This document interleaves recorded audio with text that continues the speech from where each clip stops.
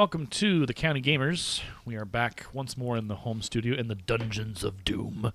Yes. Or the Dungeons of Mordor. My name is Aaron. And my name is Chris. You didn't go for the Batman thing this time. I'm proud of you. My name is Chris. Oh, for love. Sea Dog. Shouldn't have mentioned it. Gosh dang it. It's my own damn fault. My own dang fault. All right, so welcome back to the podcast. So the conversation we were having before we were deciding what to do for our opener was what bring like happiness. Like what is your happiness found in? Like where does it come from? And I guess Chris, I'll let you start. I guess since Okay. you were the one that came up with the idea for the question. Yeah, it just came off the top of my head.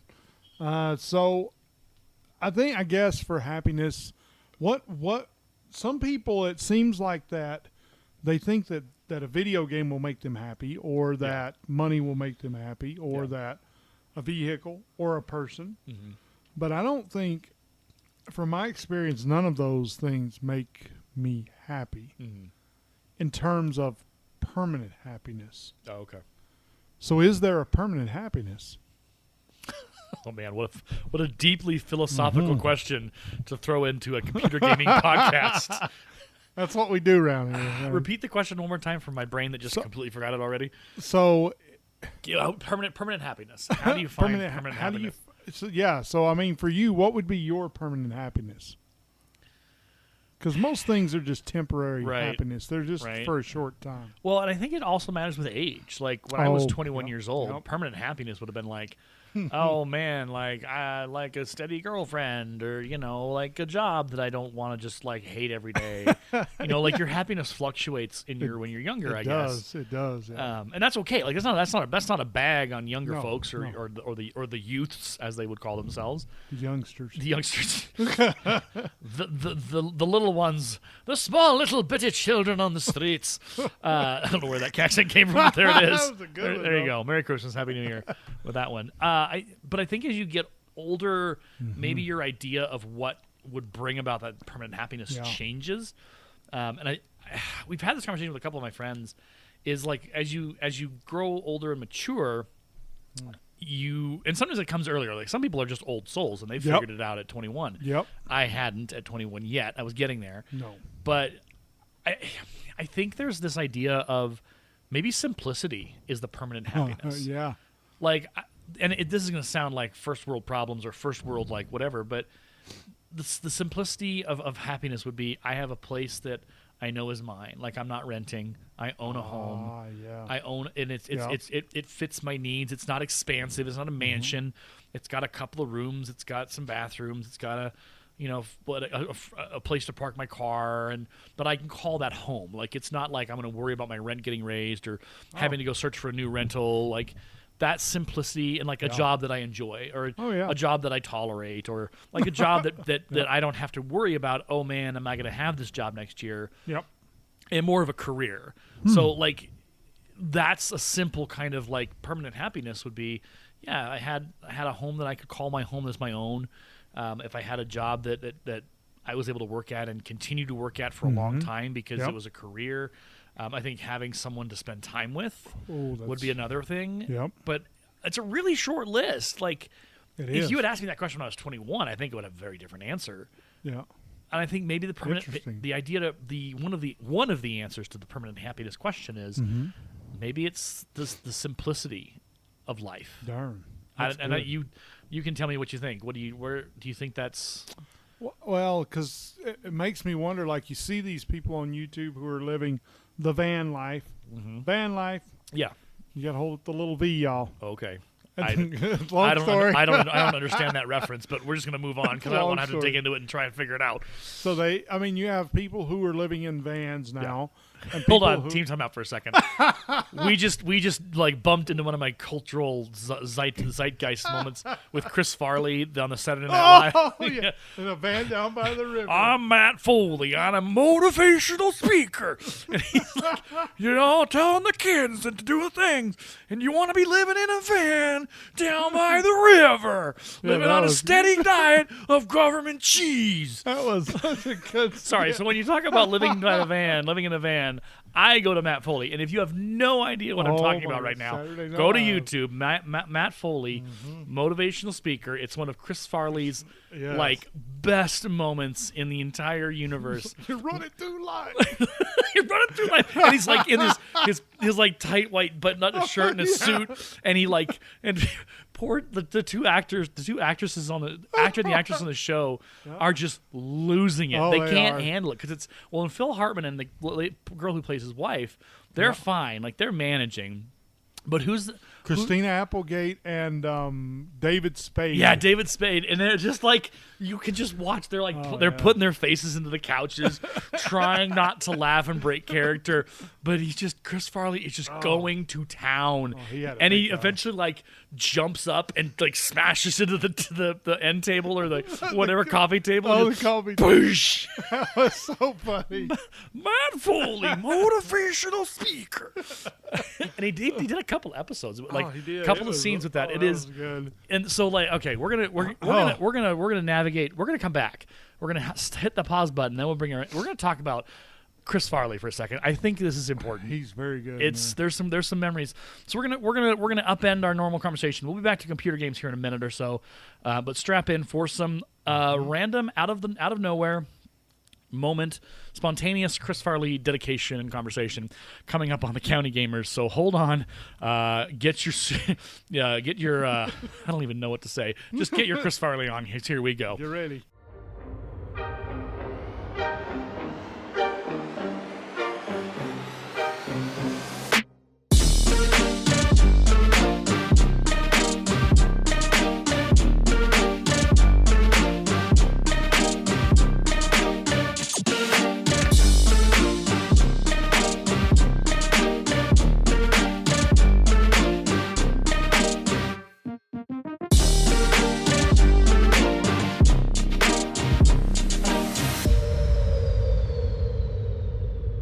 So we talked about Matt Foley, motivational speaker, one of his greatest characters. There's also Sloppy Joe with him and Adam Sandler. And it's this really weird scene where Adam Sandler's on stage talking about like the food, the lunchroom food. Oh, and yeah. he's like, oh, and then Sloppy Joe, and like they're like the Sloppy Joe and the pizza get married or something. Oh yeah. And then there's like a lunch lady, and Chris Farley is the lunch lady. It was so funny. And she's like dancing like a ballerina as much as Chris Farley could dance like a ballerina. And it's just like, so here's the best part. So every time because I taught the middle school for 2 years here in Morgan. Every time that they announced, hey, it's Sloppy Joe's, I would say, ladies and gentlemen, and I would put Chris Farley lunch, like the Sloppy Joe song, on YouTube, and I would say, in honor of Sloppy Joe's, here is your Chris Farley introduction. That's right. And the kids were just like, what? Like they were like looking at like, what is going on? And they laughed. Like they had not seen that scene before. Most of them, some of them had. Some of them like, oh my gosh, I know what this is. But it's like, and this is a lot of our conversation about the old school games are sometimes the best. A lot of times the old school humor is timeless. It is. Sloppy Joe, that scene, that moment with Adam Sandler in his younger days before he became nuts and crazy and did some really, really weird movies and all that. And Chris Farley, obviously before we lost him, like that was a hilarious scene. And it wasn't gross. No. It wasn't inappropriate. It didn't have bad language. But it was just like funny because it was like taking the idea that, Sloppy Joe day at school, it's not a great day. Nobody really likes it. But, hey, Sloppy Joe's, it's a cool idea. Here's a song. And so you have Adam Sandler on stage just strumming his guitar like he normally did. And then Chris Farley comes in like a lunch lady with the full on with a little mole and hair and all that. And he's dancing. And it's just like there's beauty in that. So what started this conversation before the music played, before our intro music, was the Matt Foley motivational speaker. Oh yeah, the van life. Living in a van down by the river.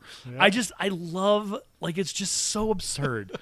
And Chris Farley, in everything that he was in, from the movies Black Sheep to Tommy Boy. Oh yeah.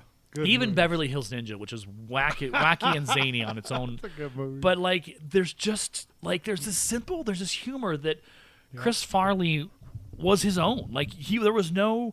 I mean, you could try and compare him to the comedians of old, You could try and compare him to a Jerry Lewis, but that's impossible because No. Jerry Lewis was physical, but he wasn't like to the almost like frenetic pace at which Chris Farley operated. Yeah, that's true. I mean, even like a Dean Martin and how his madcap whatever, Yep. or any of those physical actors of comedies were not really. They didn't push it to the level that Chris Farley did. Oh, he went extreme. He went really, nuts. but it was just his jam. Like he was just that good at it. I mean, Tommy Boy is my favorite because I think it's either Tommy Boy or Black Sheep. And there's the scene where he's trying to sell the brake pads to the guy in the office. Oh, and Boy. And he grabs a train or something, and he's like, yeah, I remember that. Guy's That's like, good. you need to leave. Stop. But I thought I was, whatever. And then like. That was so funny. There's so many moments in that movie where David Spade, Darn. him and David Spade together were just magic. It was like magical. you just couldn't. It's kind of like John Candy and Steve Martin. Oh, like darn. those pairings, Ooh. like you just kind of go. So yeah, like Chris Farley and David Spade, like they were like the Abbott and Costello. They were like there's certain comedic pairings that just worked. They're just And good. you were just like, this is magic. Like this is beyond incredible. And it was hard. Like we were both alive when Chris Farley died. We were around for that, and the manner in which that happened still to this day makes me sad.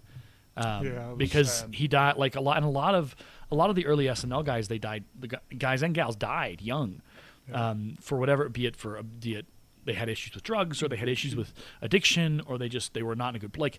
There's varying reasons why a lot of those actors died, and died young. But Chris Farley's one was a really hard one to take because he was so. There was something unique, and I've watched like some documentaries where they talk about Chris Farley and kind of how that all happened, how he got to that point where how his life ended. Yeah. And they talk about just how his energy was boundless, and he was constantly just excited, and that was him. And so I don't know, it's we lose a lot when we lose an actor like Robin Williams when Robin Williams passed. Oh yeah, man. Like when we lose just such like Heath Ledger, you look at all those legends of acting who we lost them early, and we're like, oh man, what could have been such incredible things, and we didn't get it. So yeah, Chris Farley. If you've never watched a Chris Farley movie in your life, or watched Chris Farley on SNL, you owe it to yourself to go to YouTube or to go to find his movies and check them out. They are just fun, madcap, wacky adventures. He's very, very funny. He's very funny. I get a kick out of him. So anyway, there's your Chris Farley impromptu rap session that we've just discovered. I'm trying to think of like if there's been a comedian that's really been as funny as Chris Farley. Jim Carrey, but we haven't had a comedy from him in a long time. He did like Sunrise on the Spotless Mind, and he hasn't really done a lot of acting lately. I think he retired from acting. I think he did too. Because he did Sonic. He came and did. He did. Yeah. He was Sonic 2, brilliant in wasn't it? Sonic. Yeah, he did both Sonics, but he hasn't really done anything. And he's. I mean, this is what happens when actors get older. Like they don't get picked for those roles because their age. Like people think that that's preventative, but I don't. I think you can have a. I think it's even better. I think Jim Carrey. It's like Sean Connery. Yeah, he was good in everything he did. He was. Yeah. I mean, even though it was clearly like the movie was not an Academy Award-winning movie. No. But you're just like, oh, okay, like this is. He's still got it. He's still got skills. And I think Jim Carrey, his acting chops are solid. It's just we don't see him in a lot anymore. I liked him in Living Color. Fire Marshal Bill. Yeah, that's a deep cut. Well, that's a good one. But that's I think what we're talking about is a lot of the older stuff. Yeah. Like that's the stuff we go back to. Like it's good. I have been watching. I tried to get into the Lord of the Rings show on Amazon. Oh, I can't get into it. It looks pretty. It looks pretty. The music is there, but the writing. Oh boy, we talked about this on the. Yeah, no, it's terrible. And we talked about this on the Nerds by Screenlight podcast as well. Sure, man. Because James is our Tolkien expert. Like he has read all the books, he's done the research, he is the lore expert, and he knows it. His thing is like this didn't happen. What you're saying here, this is a fan fiction. This is terrible. Oh. He made it to episode 2, and he was like, I'm out. And I made it to episode 2, and I was like, I didn't even make it there. I didn't make it through 1. It's just like, but that's the thing is, what we have this problem in Hollywood, and I know this is going to sound like another complaining session, but at some point they've got to figure it out. They've got to figure out that people aren't watching this stuff. Like the Resident Evil reinvention that came along on Netflix was terrible. I watched the whole thing. I binged it, and I hated it all. I was like, this is poorly written. This is poorly structured. This is not how you tell a story. And it's like this moment of like, there are millions of dollars at play here. This is millions. With Amazon, it's $1 billion show. Oh my. They put $1 billion into that show, both through licensing and everything else. The budget for that show was just under $1 billion. And it sucked. And it's terrible. And it's disappointing because it's like, we know what's good. Like, your public knows. And in some ways, the public doesn't know what's good because, there was all the Resident Evil movies with Mora Jovanovic, or not Mora Jovanovic? What's her name? Jovanovic? Yeah. However you say her name. Her first name. It's right there on my tongue. But, like, some of those later movies really got schlocky. But it was still fun. Like, it was still just like, okay, this is still like, we're having a little bit of a good time. It's a little bit out of control. Kill 'em and grill 'em, man. But yeah, we're good with this. Mila Jovanovic is that's her name, yep. So in that way, like that, you knew what you were getting. At the Resident Evil, they were like, people were like, okay, are you actually we're gonna try and get better now? We're gonna try and recover? No, we're not. Like, come on, y'all. And even like the Wheel of Time on Amazon, I made it 3 episodes in, and there's a lot of stuff on Netflix or all the other streaming services that I'm just like, you don't care. No. Like the writing, the care towards dialogue and story just feels absent. So that's why I go back and I watch older movies and older television shows. Me too. Yeah. We do that on Nerd Fight Screenlight.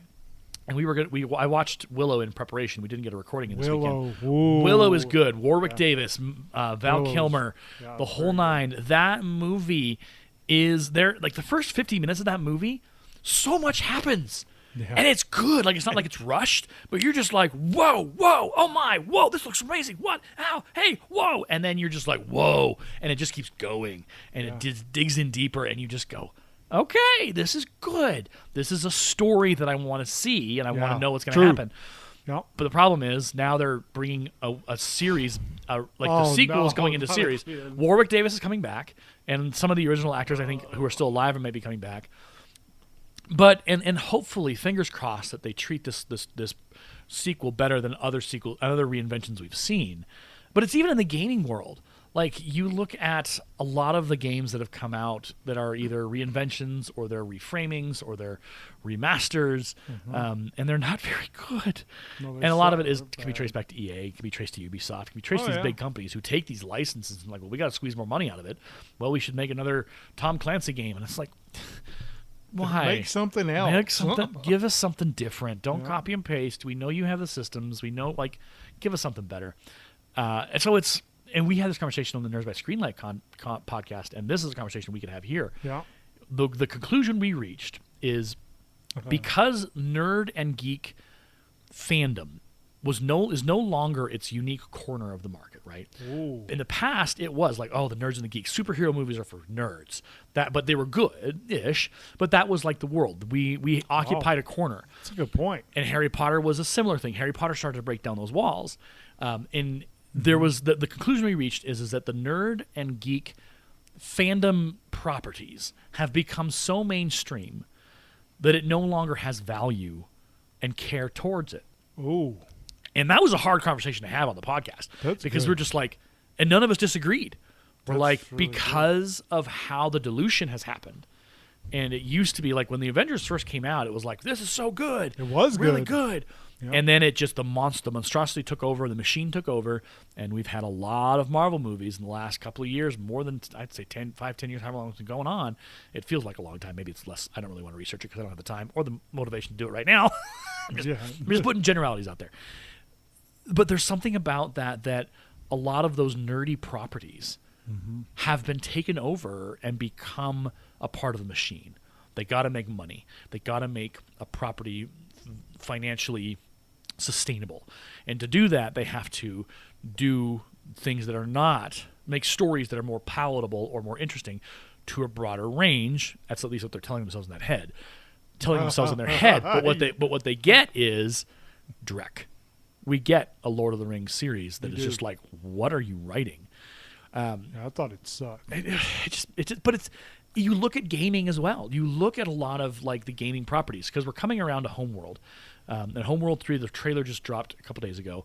Homeworld is one of my deepest and most adored game series of all time because I played Homeworld and I think I played Homeworld 2. This was when I was in like middle school, high school-ish. Oh, man. And those games were so clean and so focused and so well done that the replay value of those things is extraordinary. Yeah. In the reviews in the comment section for the trailer, people were like, "I have played Homeworld 2 and Homeworld. I've gone back to. They are so replayable.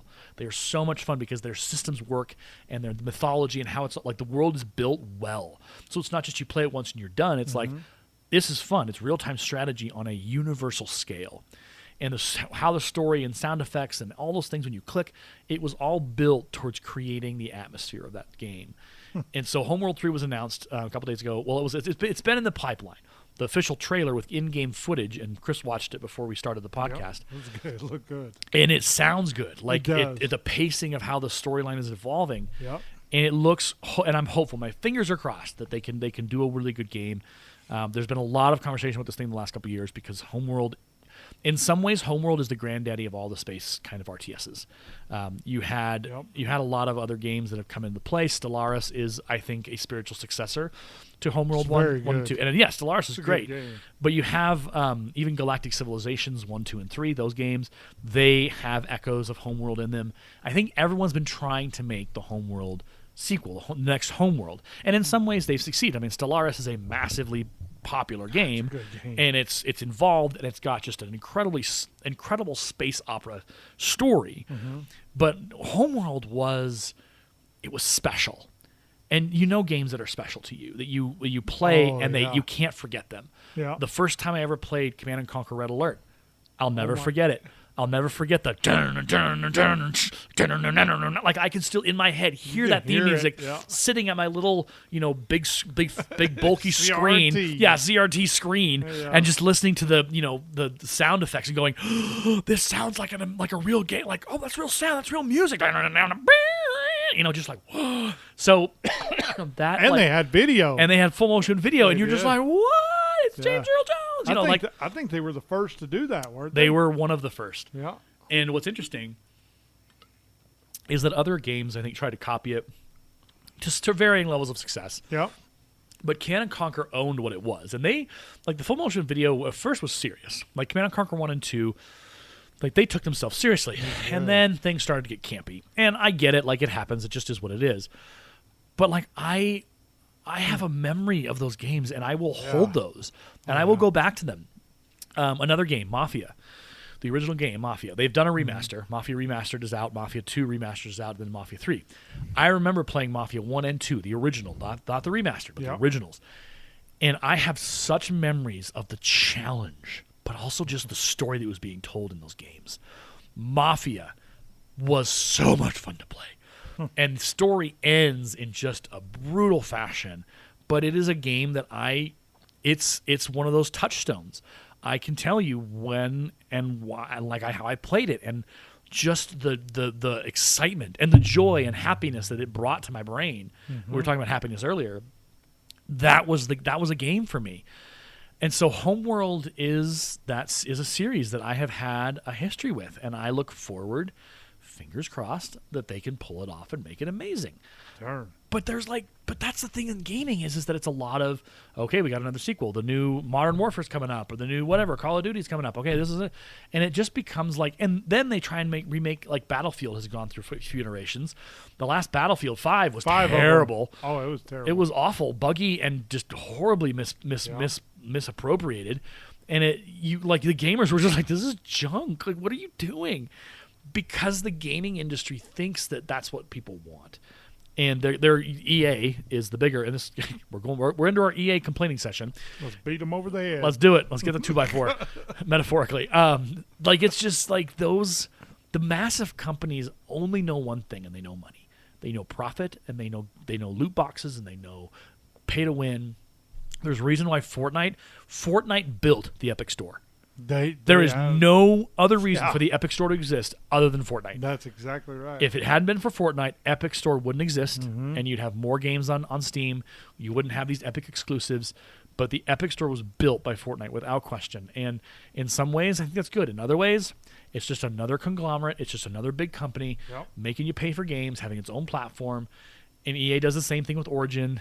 And so you've got this streaming issue where you have all these different software platforms to get your games or your movies, or we can go into that complaint session for hours, but we won't because we got to stay on topic with games. Yeah, Homeworld is one of the it's almost like nostalgia. Like you get a hit of that feel, or that you kind of sit back and you remember what it smelled like, what it felt like, and that sounds weird, but true, I remember what that moment of playing Homeworld felt like. And memory is a thing. Like memory can be fractured. You cannot remember exactly, but I remember it with fondness. Like I remember just going, "Oh, this is so much fun. I love this." Yep. And I think that's the danger of these reinventions, of these remakes, is that they come up with these games and it's like, well, it's never going to live up to the original because the original was magic. Like the original was legit. You can't remake that magic. You think you can because you've got all the technology. Once, man. Yeah, and that's lightning in a bottle. It's there's only one Command and Conquer. There's only one Command and Conquer Red Alert. And at 3, it started to fall apart because that was just when it got campy. It kind of sucked. Kind of started getting campy a little bit. Yeah. But that was Command and Conquer was revolutionary. Westworld Studios was the standard. They were the big, and then they got bought out, and all hell, and it just kind of goes from there. So I don't know. I don't know how I feel about. I mean, we know how we feel about a lot of this, but I guess that's the question. To come back to the question I offered earlier, is gaming experiencing a similar kind of? It's not a revolution because this is falling. Everything is falling apart. Is it kind of like a post-apocalyptic wasteland for gamers and geeks? Are we in the midst of just this wasteland of sometimes independent studios make incredible games? And you're talking about your horror games that you've played. Yeah, they're good, and they're incredible, but they're not big studios. They're smaller studios, more intimate settings, more intimate groups, and they're not like AAA titles. They're good, but they're not like, ooh, wow, that's an EA title or whatever. But they're quality. Is that the state of gaming? Has gaming, and by proxy with our Nerds by Screenlight conversation, has it hit a dilution ratio where it no longer has meaning? I mean, yes, I would say so because from my experience, games and movies, they typically go hand in hand. Yeah. Movies right now suck. Yeah, they're not great. Except for Top Gun Maverick. That was a great movie. Yeah. Would highly recommend that movie. But games, they just suck, man. It's sort of like they got their heads up their rear ends looking for an answer when the answer, they're not going to find it there. Right, it's in front of them. It's in front. It's the actual content that we've been asking for years. It's the gamers. Right. Listen to them. They want good content. They want good stories. They want compelling. Yep. I mean, that's the thing we've talked about Far Cry. Far Cry's biggest mistake was to try and paint you into a corner of you were the bad guy first. Yep. And then when Far Cry 5 came out, it was like, well, you can't win. Like, no matter how hard you try, you can't prevent the explosion and destruction from the bad guys. And it was like, That's well, then so why don't... But here's the thing. Up until that point, that game was fun. Yeah. It was fun to have a bear crash through the woods and interrupt your conversation with an NPC. Be cool. Like, it was fun. Like, I enjoyed the zaniness of it. Yeah. But you then decided to try and subvert my expectations by having the ending not be what it's supposed to be. And that's, I think, a lot of issues with games is this like, this is not what we wanted. Why did you need this? Like, no, we didn't ask for this. They don't care though. They don't because some people are buying these games. Yeah, somebody is buying these games. They're playing for loot boxes. Mm-hmm. They're doing it. It's making them money. Somebody out there, and that's. Maybe it's because, and we've talked about this before. Maybe it's just because we're old, and we're wiser, and we just won't put up with it. But the problem is, you've got middle schoolers and high schoolers who are buying those game cards, who are buying those credits, who are buying those loot boxes, who are buying these games, playing them online until like 4 a.m. in the morning. Like, they're the ones powering this economic machine. And the struggle bus for them is going to be when they grow up and realize, man, what am I doing with my life? This stuff sucks. This stuff sucks. This is terrible. It's kind of the thing about like with Starfield. There's that growing. We've talked about it before. Oh my goodness. Is it going to be good? Is it actually going to deliver? Is it going to be what it needs to be, or is it going to be another Bethesda mess? And the fact that we're talking about Bethesda and a mess, I mean, it's not surprising given Fallout 76. But here's a thought. Let's play game theory for a second. Okay. If Fallout 76 never happens, Yep. Fallout 76 never happens. They never do it. They don't even think about it because again, Fallout 76 the goal was battle royale. Well, hey, Fortnite does it. Why can't we do it with an MMO? Let's do an MMO in Fortnite. Everyone else is doing it. Let's make some money. Okay, so they never do it. They say, nope, we're not even. We are sickened with our like one single player Fallout universe. We're doing it. If Bethesda doesn't do Fallout 76 and they build and put together another Fallout game and they reinvent the engine. They rebuild it. Okay. They say, you know what? We've been running on this engine for so long. We got to do it right. Let's do this game justice. Let's get in a new idea. Let's move over to Unreal. Let's do whatever it takes. Let's do this. Yeah. Bethesda spends the time and the money to do it. In place of Fallout 76, that's what they spend their time on. They launch a Fallout 6 because Fallout 5 was the last game we had, I think. Mm-hmm. Yep. We Sounds right, yep. we put out Fallout 5 or Fallout 6. I don't know what we're on. I don't know which one it is. Fallout 4, and then there was there Fallout 5? No, I think it went from 4 to 76. 4 to 76. Okay, so Fallout 5 so. is our next goal. So Fallout, whatever it is, comes out, and it's remarkable. Like the graphics are incredible. The redesign is amazing. The gameplay is different, but still the same. There's new elements. There's no the crafting has been reworked. The AI is suddenly far more intelligent. Things actually work like they were. Todd Howard, they don't work. Todd Howard makes a promise. It just works, and it actually does. And you have a successful Fallout game without bugs. There's some bugs, but they patch it. They'll get it done. They get it figured out, and the story is deep, and the lore is incredible. But think about it. If that happens instead of Fallout 76, and they have a successful Fallout 5 launch or whatever, and we start talking about Starfield, we're not going to be worried about Starfield because they've actually put something together that's incredible. The new Fallout came out. It was great, new graphics. Man, they spent their time on it. They were on time with release. Yeah. There were no last-minute patches. There's no game-breaking bugs. They're working on some DLC. Man, awesome. There would be no question about Starfield. Absolutely no question. Yeah, people. It's sort of like it's a subconscious thought where it's just there. Yeah, you know that Fallout 76 was bad. Like it's going to suck. We know it's going to suck. You know that Fallout 76 was bad. Yep. You know that they've only had Skyrim since before, and they've re-released it like 17 million times onto your refrigerator screen. Like you know that's their track record. And you know, even with the previous Fallout games like Fallout 4 and Fallout New Vegas, Fallout 4 was not perfect. No. It was buggy. There were issues in Fallout 4, and part of what drove the frustration is the bugs that were evident in Fallout 4, they were also evident in Fallout 76. Which means they were using the same engine. And the same code and the same stuff, and so they copied and pasted. But it, people were smart enough to go, oh, you gotta be kidding me. It's another Fallout bug. Again. But if instead of Fallout 76, they don't even do it, they don't even think about it, they put out a successful Fallout game, Fallout 5, it wows everyone, it does incredible, it shows what they're capable of. We're not even talking about Starfield. Yeah. We're talking about it, but we're just like, oh, I can't wait to see it. In a good way. Yeah, in a good way. You're like, oh my God, look at it, that's going great. But now a lot of the videos, I haven't seen one overly positive video about Starfield on YouTube yet. That is just like, look at this. It's like they're like, well, look at the Steam graphics or the smoke graphics coming off the ship as it lands. Man, that's not new age. That's not new gen. That's old. That doesn't look good. Oh man, look at how the space is arranged outside. It's pretty bleak. There's not a lot of detail there. It's just bad. There's not a lot of thought that goes. Like, there's a lot of concerns based on what we've seen. It's like even one of the videos was mentioning how the frame rate was dropping. They could see it dropping in the gameplay they were showing us. And they were like, this is the best that they got. This was the best gameplay they could pull to show us on the international stage of YouTube. That's bad. And so that's where that cautious not even, I don't even want to call it optimism. I think it's cautious pessimism at this point, because you're just like, you've messed with me several times, Bethesda. And so, but it's not just Bethesda, it's EA, it's all Battlefield, it's Call of Duty, it's all of this stuff. And even like WWE 2K22, it's a good game, but I haven't gone back to it because it's not as polished as I would like it to be. Now, eventually, I think I'll sit down and I'll get back into it again and I'll try and play it. But there's some things that just haven't been fixed. And there's like conversation about like, okay, well, what's 2K23's got to be better. But will it? Because it's 2K. Like, it's going to be the same, I think. It may just, so there's a lot that's...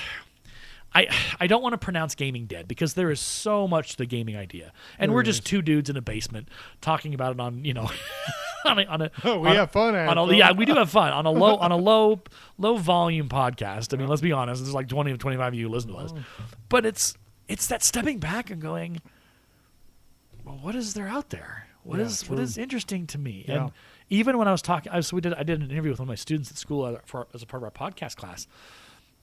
And he was talking about Stranded Deep, and he was talking about another, like a modern warfare game, and he was talking about like Minecraft. But dude wasn't talking about like anything else new. It was just kind of the old stuff. And Minecraft is good. It still is. It still holds power. It still holds like creativity. And like I was talking to a kid today about Roblox. Roblox continues to live on. Kids love Roblox because it's very creative, it's very intuitive, and you can do anything in Roblox. You want to do, But those are there's no that they're not new. Nope. They continue to be updated and reborn and refreshed and remodeled. But there's not a new, this is the game everyone's going to play. It just kind of, and we talked about this on the other podcast too. It's like they're all about flash in the pan. Jesus. They want to be like, look at the pretty thing. Look at the pretty Lord of the Rings series. Look at. Okay, next thing. Here's the next flashy thing. And they're like the big claim. They're like, well, Lord of the Rings, the Rings of Power is the highest watched Netflix show debut ever. And second place was this. And then quick as that was like, well, now it's Andor on Disney Plus, and Andor is like, there's not a focus on like, hey, let's spend some time in this. Let's explore this world. Let's get to know this show. No, it's we are the most watched. We hit the record. We got the most viewers. Okay, cool. Well, are they consistent viewers? Because I'd love to see those numbers. I really would. And I think Andor has actually been getting some better reviews on Disney Plus. Disney at least knows how to treat Star Wars well with their shows. They're getting there. They've done a lot better job than Amazon did with Rings of Power. Oh man, Obi-Wan. I need to watch that. I've heard. Oh, you haven't watched it? No, I haven't. Oh my god. I know. I haven't even finished The Mandalorian when Skywalker shows up.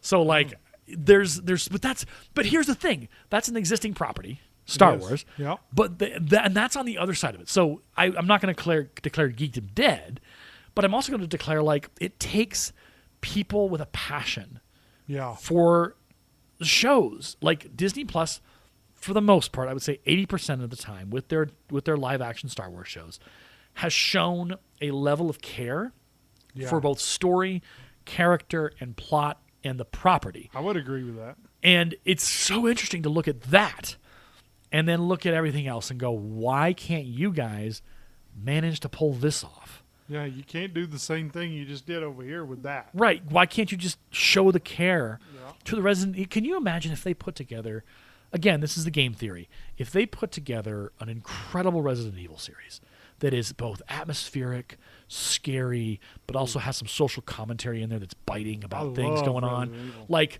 because that's the beauty of Resident Evil. It's a zombie game. It's terrifying, but there also is that biting social commentary about like, well, we were ignorant of the cause. We were paying off the corporations were paying off our politicians.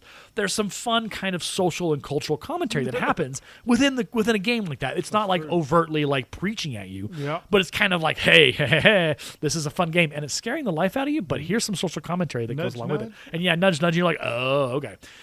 Can you imagine if they pulled it off in a great series? Like, again, connected that in and built like an incredible story about a group of survivors going through Raccoon City or going through wherever the infection is in its compelling story. And there's actual weight to the risks that they're facing, and that there's a chance that they'll die. Like, just to know that that's a possibility.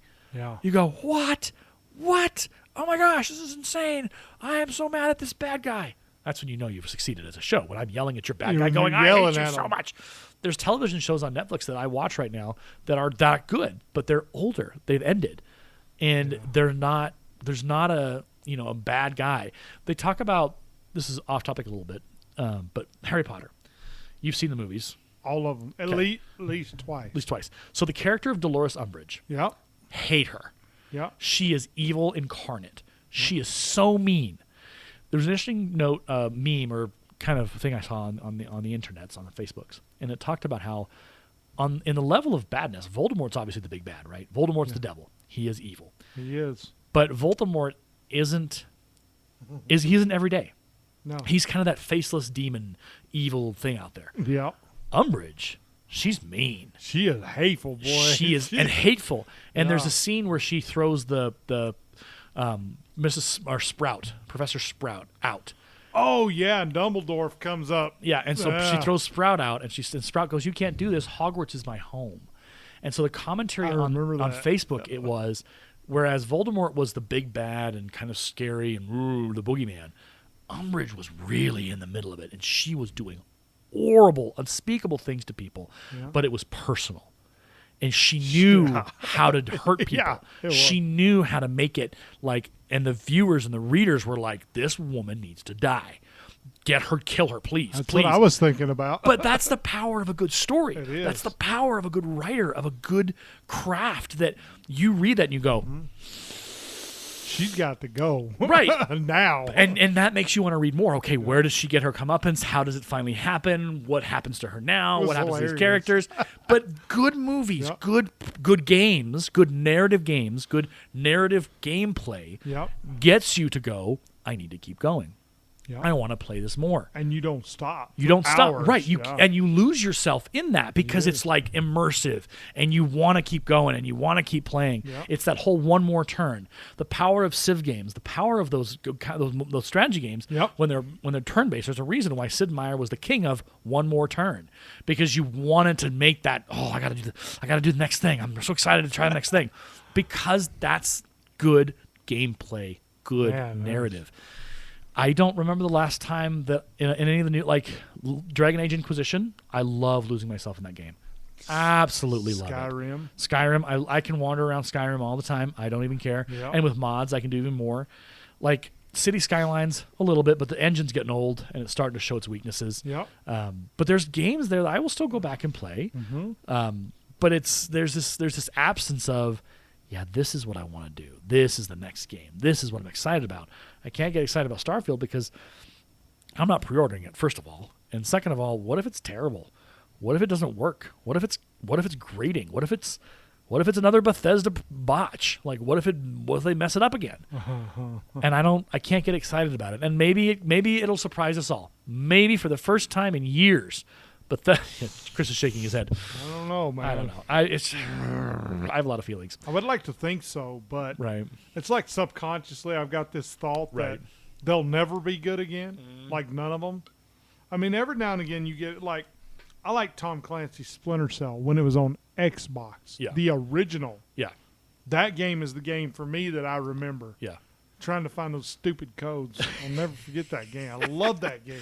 So they talk about that, actually. There was an offer for Splinter Cell that they sold it on Steam or Good Old Games for it was on offering for discount. And the gamers who review it were like, this is what this game was. It was great. This was the greatest. These were when the games were great. This is when they were good, when they were different, when they were new, when they were challenging, when they made you think. They pushed you. And you don't have a lot of that now. So I suppose just look at my notes to see where we're at. We've wandered around. Homeworld. Okay, so let's talk about games that actually are fun. SnowRunner and MudRunner. So I never played MudRunner, but SnowRunner. So I got this. It was on the Game Pass. I got it yesterday or day before that. Yeah. And I just started playing through it. And I'm like, holy crap, this game is cool. I got stuck in the mud, flipped my truck over. So for those of you who are listening, MudRunner was the first game. Yep. And the basic idea is that you start the game with like a truck or something. You start at a certain level. Yep. And you have to get your truck or whatever beast of a vehicle through the mud, and it's all physics. Yeah. So the mud has certain physical qualities. Your tires have certain physical qualities. Your truck has a torque, has engine, has steering. All of that is then figured into how you get out of the mud, or how do you transport like logs from point A to point B. Yeah. And the conditions change as you go. Yeah, they do. So you get stuck in the mud or whatever, but then you might come upon like a shallow river, and you got to figure out, okay, how do I get through without getting stuck again? Because then you have to think, okay, how much do I need to push the engine? You also have to think about fuel, because your fuel is a part of that. Yeah. And there's so much involved that, again, this is kind of what we talked about. Like, it makes you manage. It's a management game, but you're constantly having to check your speedometer, your RPM, your gas or your oil or whatever to make sure that you don't burn it out or you don't overheat. And so Mud Runner was the first one, and it was basically going through the mud in different parts of the world. Yep. SnowRunner, though, you can talk about that one. So SnowRunner, y'all. Woo, this game is sweet. So the first person I saw play this game was Tamar2, I think his name is on YouTube. You can search him up. It's Tamar. He's very good. I like him a lot. And so you have to accomplish tasks. Yeah. So let's say that. So like they'll say in this on the map that you can actually see at that moment. There's a bridge that needs to be repaired. Well, you have to bring metal and you have to bring wood to repair the bridge. Well, that's what you have to do. You have to to get from point A to point B. There's mud. Yeah. There's highways, streets. There's the woods. There's everything. You go into everything: mud and dirt and sand and water. Yep. Like I went through one river and I went through too fast and it damaged like my engine by 50. Yeah. Like I hit hard, man. Yeah. I was like, boom. Yeah. But I like the story of this game. It's got an interesting story. I really like it. But you start off with like a little Chevrolet. Yeah. What is it? Well, C1? Yeah, it's like a little truck or whatever. Yeah, it's like a little truck. You start with that, and then you go and you find a new truck. Yep. And you get that truck, and then you go do the jobs. Yep. And it does not have. It sounns really simple when you talk about it, but it is very complex. It is complex. Yep. And those are the kind of games that we enjoy playing. Is the ones that are deviously simple, or disarmingly simple, but there is a greater depth to them, which makes you go, oh, I have to do a little more work to play this game. Yeah. Oh, that's what it's the way. That's what actually happened yesterday when I was playing it. And I was like, man, this game's cool. Ooh, this is hard. Holy moly. Yeah, it pushes you. Yeah. It's a lot of fun. So if you're out there and you're wondering, Mud Runner or SnowRunner, I think it's available on Steam and everywhere else as well. Yep, it is. Let's see how much it is. Yeah, we'll do a price. $30. $30. Oh, that's not bad for the game you get. That's not bad for the game you get. All right, so we've done Homeworld 1, 2, 3. We've talked about SnowRunner, Mud Runner. We've beat up on Ubisoft. We slapped around EA. FlightSim. Woo. So you finally landed. Okay, technically yes. Oh no. So today I did it this morning actually. So okay. I was coming in for a landing and my speed was just a touch too high, but I didn't know where the brakes were because I have the flight control thing now. Yeah. And there's like 4 switches across the bottom and like 10 across the top and a bunch of knobs and levers. So I found out it's switch 4, but so like I landed. But then I'm like going, oh crap, where's the brakes? And I'm like flying down the runway. So I ended up flying over going through the woods, through the trees, and I ended up I started over. Okay. And you'll see it in the video. Okay. And what is your YouTube channel called again? Guero Loco Gaming Channel. Spell it out for us. GUEROLOCO Gaming Channel. So basically, the second run I did a little differently. Yeah. Now I still got a little cockeyed when I went on the runway, but I actually, it bounced once or twice because I was going too fast. Your poor passengers. Oh boy, they were terrified, man. That plane was almost straight up and down, vertical, on its side. Oh no! But I made it. You made. But then when I started flipping little switches and my landing gear went down, so it damaged my landing gear. But I'd already landed, so it didn't matter at that point. Chris. But you are not going to get FAA certified anytime soon. No, I'm not. No. That's not happening. But I love that game, man. It's like it's sort of like, I don't know. There's just something about it that is just fun. Yeah. It's the very core of what it is. Yeah. It's just fun. Yeah. And you don't see games like that anymore. No, you don't. You see a lot of games that force you to do things or, whatever. And I think that may be a way to kind of like close out this conversation is that games should be fun. But they should be good. Like the deal with MudRunner and SnowRunner is that if you thought, a game where you have to like chug through a backwater log run with a truck and you have to figure out how to get your big tires and your torque, you're like, whatever.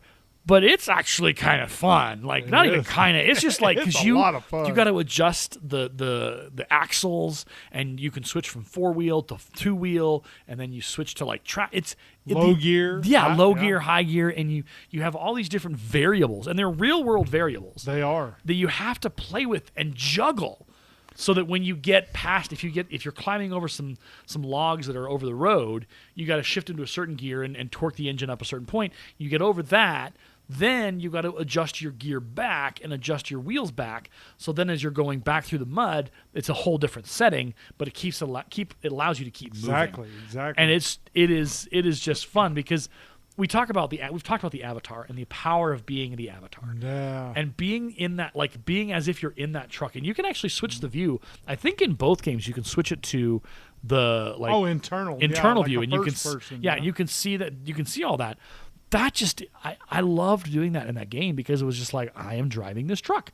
I am trying to get this to the place on time. Yeah. I am inhabiting this character, and you could make a whole storyline for your character. Like he's trying to earn the last bit of money to be able to do whatever, and trying to build him a cabin. and he's got to finish this gig before that. So that's the thing about games is they should be fun.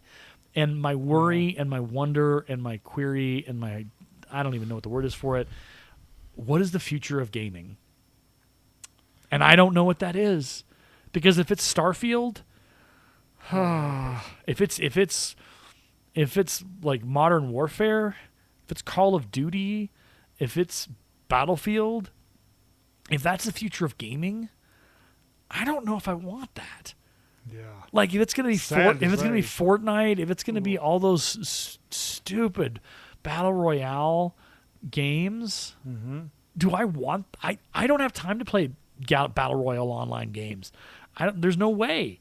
Even when I was younger, I don't think I would have had time because I had other stuff going on. I was doing volunteer work. I was hanging out with friends. Yeah. But then you'll have the argument, well, that's me hanging out with my friends is doing my battle royale game. That's true. And it's like, yes, but is it healthy? It's not the same Are the thing. things that you're saying over that voice chat, are they really good?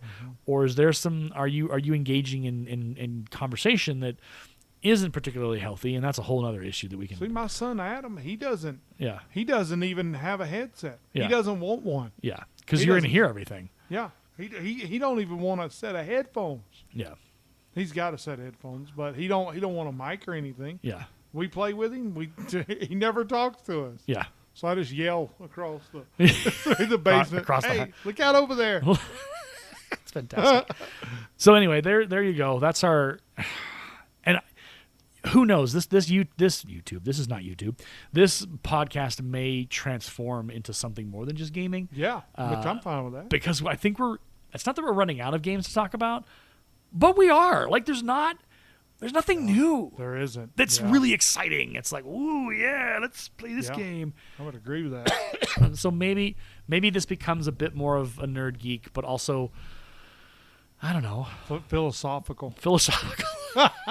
We're gonna put on our non-existent professor hats. It's gonna be the doctor Delay and the Dr. Sea Dog. Dr. Sea Dog, yes. Oh, that's a good one. Oh no! You've done it now. Create a monster. Actually, there is a Dr. Delay. My brother is a professor over at CSU. I did not He's know a that. professorship. He's got a full He got his doctorate in agricultural economics. Oh, darn. Yeah, he's the Dr. Delay He's of the a family. smart dude, then. He is very intelligent when it comes to a lot of scientific, mathematical stuff. I will just call myself like Professor Delay or Professor Aaron. I don't know. We'll come up with something. But just be aware, this podcast may shift. Obviously, today was a little bit more of a different kind of focus, but it may transform because you can't. As much as there is to talk about gaming, there isn't a lot anymore. It feels, and maybe there's a revolution coming. Maybe there's something we're just not seeing, that we're not watching or not experiencing. But it just, it feels like there's this dearth of hope and optimism within the gaming I world. agree with that. It's just the same old. It's the next Assassin's Creed. It's the next, Battlefield. It's the next Call of Duty. It's the next whatever. There's just a lot of repetition in there. And the smaller studios, they may produce great games, but not many of them will go viral. Yeah. That they don't come to a lot of people's attention. Yeah, I would agree. So I don't know. Maybe we'll dig deep into Steam at some point in the next couple of weeks and see if we can find some golden truths of awesome gaming that we can play around with. But is it like happiness? I mean, 'cause yeah, it's true. it makes you wonder. Like sometimes the developers who are developing the games, Yeah, are they at a low point in their life Yeah. because the people that they're answering to are holding them back from doing Yeah. what they want to do, yeah, and they're not able, and then it causes yeah. unhappiness with the Yeah. gamers because then the gamers are like, well, this sucks. Yeah. This is the same crap we had Yeah, it's the same before. stuff. I mean, That brings us full circle to the question of is gaming happiness? Does that matter? And the answer to that question for me is computer games aren't everything. I know that's going to They're be not. sacrilegious to a lot of people out there, but they're not. they're not everything. They're fun to play, but they are not. They shouldn't. And there are YouTubers out there who make their YouTube living on gaming. Yep. Balance. man. But you never want to sell out your soul to a gaming experience because it will, like we've talked about today, it'll let you down. It will. And I think it's let us down, and that's okay because there's no. I don't think there's a blame game because there's too many companies to blame for it. But I think it's that reality of like, man, maybe gaming isn't a part of my core identity anymore. And Which that's is good. it's a good thing, but That's it's also good. weird to admit. It is because I've weird, been yeah. playing games since I was 15. Yeah, me too. It's Since I was 15 or 16. been 15, 20 years now. Jeez, 20 Oh years. my goodness. No, more than 20 years, 25 years I've been playing video games. And that's hard to stomach It is. because it's a part of who I've been for a long time. Yep. I was a PC gamer, then I was a console player, then I was a console and PC and PC and console. See, I was backwards. Yeah. I was a console Yeah. player first. But Now- even consoles, you look at a lot of the games coming out, they're not that great. Like, They suck. but you also can't get PlayStation 5s because they're, in short supply. You can get an Xbox like crazy pants because they're freely available. But you can get a PlayStation 5 for the right amount of yeah, money. $1,000, three times the price. $1,000. So there you go. There's this is in the same vein as our other podcast, as the Nerds by Screenlight podcast. And that's the question for you to sit in, dear listener. Is the gaming / the nerd environment ecosystem, is it in danger of becoming diluted with mainstream? Is that what has happened? That we have become so mainstream that we've let the doors open and everyone, including the big companies, is in the ring, and Yeah. we're getting thrown out, and they're in the ring running the matches, and we just get to sit on the sidelines and hope that they give us something good. Watch our dreams crash and burn. Get pinned and thrown out of the ring and never Yeah. let back in again. Man. There's a metaphor for you. And on that bombshell, my name is Aaron. And my name is Chris. Not bad. Sea Dog. Oh, good God! Created a monster. It's okay. You're my kind of monster, Chris. Oh, yeah. That's the way to end that. All right. Well, this has been fun. Hopefully you got something out of it. If you want to give us some feedback, feel free to hit us back. adelayedteacher@gmail.com. adelayedteacher@gmail.com. This podcast will probably transform a little bit. I think we're going to probably shift into some other things. Yeah. And it's been a good gaming run. Like we've talked a lot about computer games, but I worry that we're shifting into that samey complaints, same issues every week. Yeah. And I don't want to torture you listeners out. We don't want to torture you listeners out with the same thing. No. We want to mix it up. So be prepared for the next episode to be a little different, but still some of the same. We won't make a Bethesda mistake Or a Ubisoft. or an EA. We're not those guys. No, we're not. We're different. We promise. We are different. Which is what they always tell you anyway. And on that, another bombshell. We'll do it again. My name is Aaron, My name is Chris. and we'll see you later. Bye, y'all. You've been listening to the County Gamers Podcast, presented by Create at Morgan Productions, located in Fort Morgan, Colorado, USA. For more information on our production house, other podcasts that are hosted here, and further details, please visit www.createatmorgan.org. You can find us on Twitter at the handle CreateAtMorgan. Create at Morgan is a school club at Lincoln High School, our alternative education campus here in Morgan County. Our sponsor is Aaron DeLay, the language arts teacher at Lincoln. Send any feedback to adelayedteacher@gmail.com. Thank you for listening to our podcast.